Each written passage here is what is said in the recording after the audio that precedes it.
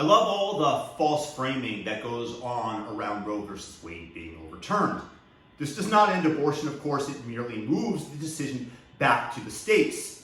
And I got into a discussion with somebody on Facebook who stated that states' rights are merely a Republican or right-wing dog whistle for the right to abuse people. I, of course, countered this with the fact that states' rights, the reason that we desire it is because that we don't have a centralized government that makes every single decision that we are beholden to, that we want competition between the states, where we can move for tax reasons, for value reasons, for reasons like law. For example, in California, you're allowed to steal, loot, and murder without basically being charged. In San Francisco, in Los Angeles, all over the state, up to $950. Being able to steal does not comport with my values, so I chose to leave California. I don't want my business being broken into and me unable to prosecute people. You see, we have states that will actually prosecute shoplifting, theft, murder, and I think that this is a good thing, that we don't have one central bureaucrat deciding that these things are legal. Similarly, abortion. All that happens is that the states are able to decide it, and by having federalism, by having a competition between states, we are able to experiment. So for example, with COVID, imagine if every single state had been locked down and we hadn't had Florida fighting back and people hadn't seen the freedoms that existed in Florida and South Dakota and to a lesser degree Texas and said, hey, maybe I want to go there, and then decide to migrate to these states of freedom. And we just had these draconian communistic measures deployed in California, in New Jersey, in New York, where they fill the skate parks with sand in order to prevent you from going outside for your own health. You know, the place where COVID doesn't transmit as easily. YouTube, I'm going to be careful with my words. Because of this, there's the competition, and you get to go where you want. So states' rights means that you don't get to decide for us, and similarly, we don't get to decide for you, because when you call it a dog whistle, when you call states' rights a right-wing dog whistle, just imagine if the federal statute was that no abortions would be allowed. Then you'd be all over states' rights. So it's the shoe on the other foot principle. When we're examining our political beliefs, our beliefs about anything, we have to say, well, if it was opposite, would I feel the same way? Would I be able to defend my statement? And most of the time, if you are able to, then you have a solid view, or at least you are principled in your beliefs. But the moment that it goes against you, when you're able to use states' rights being a right-wing dog whistle as your arguing point, as your talking point, and you refuse to retract it when it's pointed out to you, then you're a dumbass, then you're an idiot. There's no other way, or you're possessed by ideology. All of these things are basically the same thing. And the left is completely infected with this ideology of Marxism, of wokeism, of we know what's best for the nation, and if only people would listen to us. And the anti-fragility of federalism makes our country a superior system.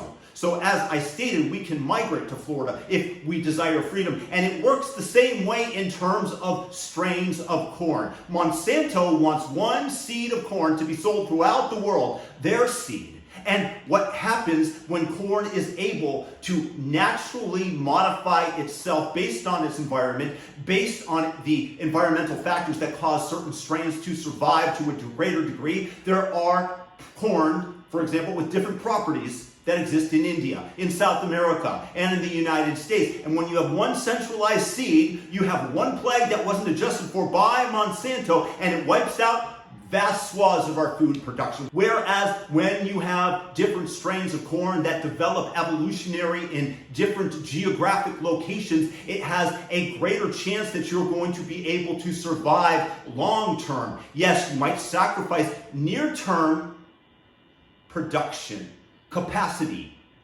but long term, you're far better off because you've eliminated that tail risk of the vast plague. And the same thing in the States. I guarantee you that all those people in Canada that donated to the truckers movement, that gave $25 to the Freedom Convoy and had their account shut down and frozen by Canadian authorities. And all those people, when I point this out in Canada, that say, hey, we aren't the people that shut down Ottawa traffic for 3 weeks straight, or whatever it was. We have nothing to fear, you morons. Don't you understand that the Canadian government, if another party that is ideologically opposed to you gets put into power, are able to use the precedent set by Justin Trudeau and the Lib Party in order to shut down your bank accounts if you donate to the opposition? Do you not understand the precedent when you destroy something, when you destroy safety, protection from government overreach? Because you're on the right side of it this time, what is going to happen next time? And the same thing here in the States. Imagine if Donald Trump had frozen the bank accounts of anybody who had donated to BLM. Then you'd be all over Donald Trump, but you support Justin Trudeau. And believe me, the BLM riots had far more violence, death, and destruction by far than the Freedom Convoy protests. But you guys are in favor of it because it's on your side of the political spectrum, because you've been brainwashed with this horrendous, poisonous, toxic ideology that you want disseminated upon the rest of us. So once again, state rights are a building block for a better future, because you have taken the risk of a centralized bureaucracy making a terrible decision, and you have safety valves and places where to experiment that demonstrate better places to do things. Because if you had California all over the place, the country would be in shambles with the direction that that golden state is moving in. And that is something that I don't want for our nation. So stop telling me that states' rights are a dog whistle, when in fact you're too stupid to understand what they actually are and what they give us. The system of federalism was set up by the founding fathers, and it's worked beautifully. And once again, the left wants to destroy this, because no matter what you think of abortion, they certainly want you to acquiesce to their views. Guys, thumb up this video, share the video, and subscribe. Hit the all notification bell if you do. Thumb it up. Peace.